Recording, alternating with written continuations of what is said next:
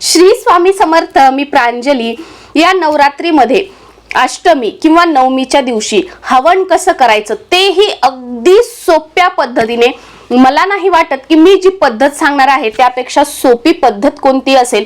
बऱ्याच वेळा काय होतं बघा की सेवा आपण ऐकतो आणि त्या ऐकल्यानंतर आपल्या मनामध्ये अगोदर करायची इच्छा असते, पण ऐकल्यानंतर बापरे हे साहित्य, मग असं करायचं, मग तसं करायचं, त्यातली त्यात आपल्याला उपवास असतात, बाकीच्या आपण दुर्गा सप्तशती वगैरे सगळ्या सेवा करत असतो, मग त्यामध्ये या गोष्टी करायच्या, मग बऱ्याच वेळेला इच्छा असूनही आपण त्या गोष्टी करत नाही. हेच लक्षात घेऊन मी स्वतः ज्या पद्धतीने करत आहे, साधं सोपं बघा, शेवटी आपला भाव महत्वाचा आहे. मी काय म्हणते की समजा मी सगळं काही आणलं, सगळं आणून सगळं व्यवस्थित असं केलं, पण ती सेवा करताना माझा भावच नसेल, माझं लक्षच नसेल, माझं मनच नसेल, तर त्या सेवेला काहीही अर्थ नाही. आणि आपण अगदी साधी व सोपी सेवा केली, पण अंतःकरणापासून केली, श्रद्धेने आणि विश्वासाने केली, तर त्या सेवेचं संपूर्ण फळ आपल्याला मिळतं. त्यामुळे साध्या सोप्या पद्धतीने भोळा भाबडा माझा भाव आणि देवा मला पाव, या पद्धतीने आपल्याला घरच्या घरी हवन करायचं आहे. आता मी नवरात्रीच्या पहिल्या दिवशीपासून घटस्थापनेपासून रोज हवन करत आहे. संध्याकाळी दिवे लागणीच्या वेळेला जेव्हा संध्याकाळची आरती होते, आरती झाली की मी लगेच हवन करत आहे. आणि 2-3 पद्धतीने हवन कसं करावं हे सांगणार आहे. कमीत कमी साहित्य, नियम, अटी काहीच नाही. अगदी कोणीही, म्हणजे तुम्ही आजपर्यंत हवन कधीच केलं नसेल तर या वर्षी तुम्ही हवन करा. या साध्या पद्धतीने तुम्हाला तुमच्या घरामध्ये खूप सकारात्मक बदल बघायला मिळतील. आणि तुम्ही जर दरवर्षीप्रमाणे करताय तर त्या पद्धतीने केलं तरी चालेल, यातल्या काही गोष्टी ऍड केल्या तरीही चालेल, आपल्या पद्धतीने आपल्याला करायचं आहे. आता बघा, तुमच्या घरी जर घटस्थापना झालेली असेल तरीही हवन करायचं आहे, फक्त अखंड दिवा लावलेला असेल तरीही हवन करायचं आहे, किंवा तुमच्या घरी घटस्थापना तुम्ही केलेली नाहीये, अखंड दिवा तुम्ही लावलेला नाहीये, तरी सुद्धा तुम्ही अष्टमी आणि नवमीच्या दिवशी आपल्या घरी हवन करू शकता.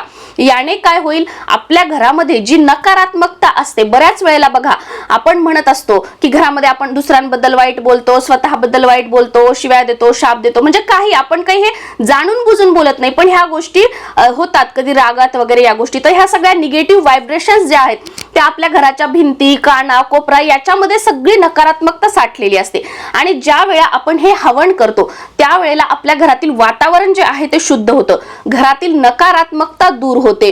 आणि जे आपण म्हणतो ना की आपण जेही तोंडातून बोलतो, वाईट असू द्या चांगला असू द्या, त्या प्रत्येक गोष्टीला आपल्या घरातील जी वास्तू देवता असते ती तथास्तु म्हणत असते. तर त्या निगेटिव्ह व्हायब्रेशन्स, निगेटिव्ह गोष्टी ज्याला आपण होऊन गेलेल्या आहेत आणि तथास्तु झाल्या, त्या सर्वांचा नाश, एक प्रकारचा आपण म्हणतो इडापिडाचा नाश करण्यासाठी हवन या नवरात्रीमध्ये आपल्या घरी होणं खूप आवश्यक आहे.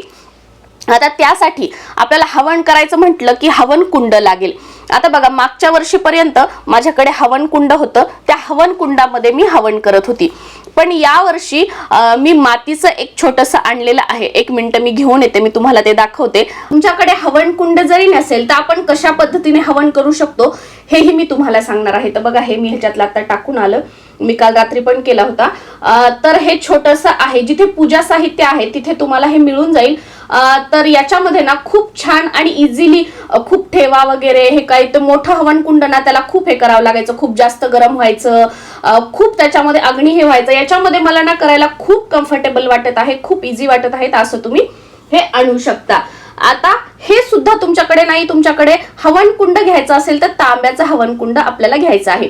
तेही तुमच्याकडे हवन कुंड नसेल तर मग आपली जे ताम्हण असतं, देवपूजा करताना आपण देवांना स्नान घालतो, जे ताम्हण असतं त्याच्यामध्ये जी शेतातली माती असते ती माती त्याच्यावर टाकायची आणि त्याच्यावर आपण हवन करू शकतो. किंवा हेही जर नसेल, तुमच्या घरात एखादं भांड असेल कोणतंही, त्याच्यामध्ये माती टाका आणि त्याच्यामध्ये तुम्ही हवन केलं तरीही चालेल. शेवटी काय, आपला भाव महत्वाचा आणि कुलदेवी प्रती सेवा करण्याची आपली इच्छा महत्वाची आहे. त्याच्यामुळे जे तुमच्याकडे अवेलेबल आहे त्याच्यामध्ये आपल्याला हवन करायचं आहे, पण हवन आपल्या घरामध्ये आपल्याला करायचंच आहे. आता तुमचा एक प्रश्न येईल की ताई तुम्ही रोज करत आहात, मग आम्ही अष्टमीच्या आणि नवमीच्याच दिवशी का? आज आम्ही व्हिडिओ बघितला आहे तर आम्ही आजपासून करू शकत नाही का? तर करू शकता.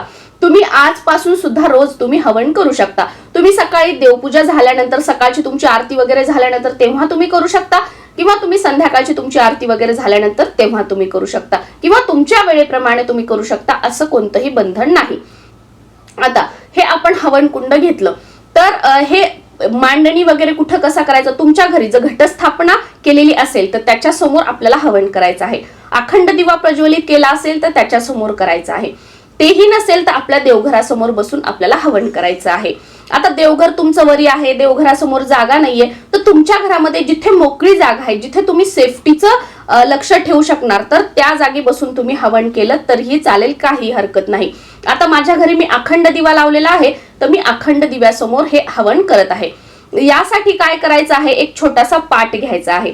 पाटावर स्वस्तिक काढून घ्यायचं कुंकवाने, किंवा तुम्ही रांगोळीने काढलं तरीही चालेल. त्याच्यावर हळदी कुंकू टाकायचं, त्याच्यावर हे हवन कुंड ठेवायचं आहे. त्यानंतर या हवन कुंडाला हळदी कुंकू लावून घ्यायचं.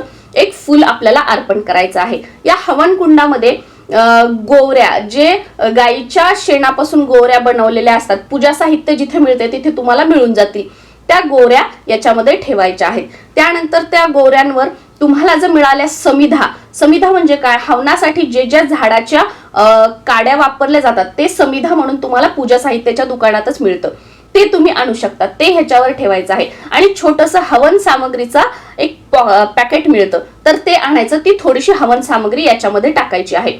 आता तुमच्याकडे हे काहीच नाहीये, फक्त शेणाच्या गोवऱ्या आहेत तरीही चालेल, काही हरकत नाही. फक्त शेणाच्या गोवऱ्या घेतल्या तरी चालतील. त्याच्यावर आपल्याला शुद्ध गाईचं तूप टाकायचं आहे. गाईचं तूप टाकल्यानंतर आपल्याला जर भीमसेनी कापूर आपल्याकडे असेल, तो भीमसेनी कापूर त्याच्यामध्ये ठेवायचा आहे.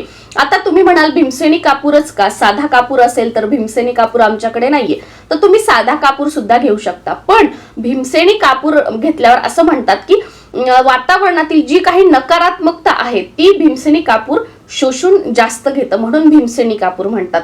असेल तर ठीक, नसेल तर तुमच्याकडे जो आहे तो तुम्ही वापरा. आता या पद्धतीने आपल्याला ते ठेवायचं आहे. तुम्हाला हवा असेल तर आपण त्याच्या भोवती रांगोळी सुद्धा काढू शकतो. त्या पाटाभोवती रांगोळी वगैरे या गोष्टी आपण केल्या तर खूप उत्तम आहे. हे सगळं आता आपण समोर केलं. तर आहुती देण्यासाठी आता मी स्वतः बघा रोज करत आहे, मग एवढ्या सगळ्या गोष्टी करत नाही, फक्त तूप घेत आहे. जे शुद्ध गाईचं तूप असतं ते तूप घेत आहे. एका वाटीमध्ये, चमचामध्ये आपल्याला तूप घ्यायचं आहे. त्याचबरोबर तुम्हाला जर हवन सामग्री घ्यायची असेल तर तुम्हाला आपले गहू घ्यायचे, त्या गुळ घ्यायचा, गुळ कुटायचा, गुळ त्याच्यामध्ये छोटे खडे गुळ टाकायचे. गुळ आणि गव्हाने घरामध्ये समृद्धी येते. त्याच्यामुळे हवन सामग्री जर तुम्हाला घ्यायची असेल, घरी बनवायची असेल, तर गुळ आणि गहू अवश्य घ्या. गुळ, गहू, तीळ घ्यायचे आहेत. त्याचबरोबर जव जे असतात, ज्याला आपण बघा गव्हाच्या साळी असं म्हणतात, त्या तुम्हाला पूजा साहित्यामध्ये मिळून जातील, तर ते आपल्याला घ्यायचे आहेत. जव, ज्याला साळी, गव्हाच्या साळी असं म्हणतात. आणि थोडेसे तांदूळ घेतले तरीही चालतील. तर हे सगळं आपल्याला घ्यायचं आहे. आणि अजून तुम्हाला काही माहित असेल तर ते तुम्ही घेतलं तरीही चालेल. हे सगळं घ्यायचं आहे. पण मी तरी सध्या तूपच घेत आहे. आणि ही आई भगवतीची आपण सेवा करत आहोत, आपल्या कुलदेवीची आपण सेवा करत आहोत. त्यामुळे थोडीशी आपल्याला खीर घ्यायची आहे. अगदी म्हणजे कमीत कमी 11 आहुती होतील एवढी आपल्याला खीर घ्यायची आहे. हे आपण ठेवलं. आता आपण हवन करण्यासाठी बसलो आहोत. तर सुरुवातीला काय करायचं, हवन आपण प्रज्वलित केला, नमस्कार केला. त्यानंतर सुरुवातीला तुपाने आपल्याला 5 आहुती, कमीत कमी 5, तुम्ही 11 देऊ शकता, 21 देऊ शकता, पण कमीत कमी 5. ओम गण गणपतये नमः, तूप टाकायचं. ओम गण गणपतये नमः, तूप टाकायचं. ओम गण गणपतये नमः, तूप टाकायचं. असं 5 वेळा, किंवा तुम्हाला हवं तेवढंच. जेव्हा आपण ओम गण गणपतये नमः म्हणतो त्यावेळेला स्वाहा म्हणायचं नाही, फक्त आपण गणपतीचं स्मरण करत आहोत. ओम गण गणपतये नमः, ओम गण गणपतये नमः, ओम गण गणपतये नमः, या पद्धतीने. आता हा फ्रंट कॅमेरा आहे, तुम्हाला माझा हात डावा दिसत असेल, पण हा माझा उजवा हात आहे. आता 5 वेळा ह्या आहुती झाल्या. त्यानंतर परत तुपानेच आपल्याला काय करायचं आहे, ओम अग्निदेवताय नमः, ओम अग्निदेवताय नमः, ओम अग्निदेवताय नमः, या पद्धतीने तुम्ही 5 पेक्षा जास्त वेळा सुद्धा करू शकता. आता मेन तुम्हाला जर दुर्गा सप्तशतीचं आपण जे म्हणतो की ज्यांनी 14 पाठ केलेले आहेत किंवा कितीही पाठ केलेले आहेत, तुम्हाला उद्यापन करायचं आहे. तर दुर्गा सप्तशती पाठ करत असताना प्रत्येक ओवी झाली, आता दुर्गा सप्तशतीच्या पहिल्या अध्यायापासून 13व्या अध्यायापर्यंत प्रत्येक ओवी झाली की आपल्याला स्वाहा म्हणायचं आहे. आणि तुम्ही जर हवन सामग्री बनवलेली असेल तर ती टाकायची आहे स्वाहाला, किंवा तूप जे आहे ते तूप आपल्याला टाकायचं आहे. या पद्धतीने प्रत्येक ओवी झाली की स्वाहा करायचा आहे. पूर्ण 13 अध्यायापर्यंत वाचन पठण करत करत. हे झालं आपलं दुर्गा सप्तशती पाठाचं उद्यापन. म्हणजे आपण हवन करून ही जी सेवा आहे ती आई भगवतीच्या चरणी आपण अर्पण केलेली आहे या पद्धतीने. आता जेव्हा आपण दुर्गा सप्तशतीचं हवन करतोय तर शेवटला समजा आपल्या 11, 12, 15 असं स्पेशली काही मोजून नाही, शेवटच्या अध्यायातल्या काही ओवी राहिल्या आहेत, काही वाचायचं राहिलं आहे, तर तेव्हा जी खीर आहे तर त्या खिरीची आपण ओवी संपली की स्वाहाला आहुती द्यायची आहे. शेवटच्या 11, 21 अशा ओव्याला तुम्हाला हवं तेवढ्या ओव्याला ती जी खीर घेतलेली आहे त्याची आहुती द्यायची आहे. आता दुर्गा सप्तशतीचं आपल्याला हवन करायचं नाहीये तर आपण श्री सुक्तमचं सुद्धा हवन करू शकतो. आता मी जे रोज करते सकाळ म्हणजे पहिल्या माळीपासून, तर मी श्री सुक्तमचंच हवन करत आहे. श्री सुक्तमचं सुद्धा याच पद्धतीने आपल्याला हवन करायचं आहे. शेवटीला काही आपल्याला म्हणजे 5, 11 ज्या आहेत त्या खिरीनी आहुती द्यायच्या आहेत. किंवा तुम्ही हे दोन्हीही तुम्हाला करायचं नसेल, 99 मंत्राने तुम्ही हवन करू शकता. ओम ऐं ह्रीं क्लीं चामुंडाय विच्चे स्वाहा, ओम ऐं ह्रीं क्लीं चामुंडाय विच्चे स्वाहा, ओम ऐं ह्रीं क्लीं चामुंडाय विच्चे स्वाहा, हेही तुम्ही करू शकता. किंवा तुम्ही या व्यतिरिक्त जो की मला मंत्र म्हणजे खूप असं मला आवडतो तो मंत्र आणि त्या मंत्राची मी सेवा करतेच. आता रोज मी हवन करते ना, तर श्री सुक्तम झाल्यानंतर ह्या मंत्राच्या सुद्धा मी म्हणजे कमीत कमी 51 तरी आहुती देत आहे. तो मंत्र म्हणजे ओम श्रीं ह्रीं श्रीं कमले कमलालये प्रसिद्ध प्रसिद्ध श्रीं ह्रीं श्रीं महालक्ष्मी नमः. ओम श्रीं ह्रीं श्रीं कमले कमलालये प्रसिद्ध प्रसिद्ध श्रीं ह्रीं श्रीं महालक्ष्मी नमः स्वाहा. हा मंत्र झाल्यावर स्वाहा म्हणायचं आणि जेवढा वेळा म्हणायचा. तुम्ही फक्त या मंत्राची किंवा 99 मंत्राची सुद्धा तुम्ही आहुती देऊन तुम्ही हवन करू शकता. असं नाही की तुम्ही श्री सुक्तमचंच हवन करावं, तुम्ही दुर्गा सप्तशतीचंच हवन करावं, असं काही नाही. याही पेक्षा तुम्हाला सोपं हवं असेल तर तुम्ही माता लक्ष्मीचा तुम्हाला जोही कोणता मंत्र येत असेल किंवा तुम्हाला तो म्हणायला सोपा वाटत असेल त्याचा तुम्ही तो मंत्र बोलायचा, त्याच्यानंतर तुम्ही स्वाहाकार केला तरीही चालेल.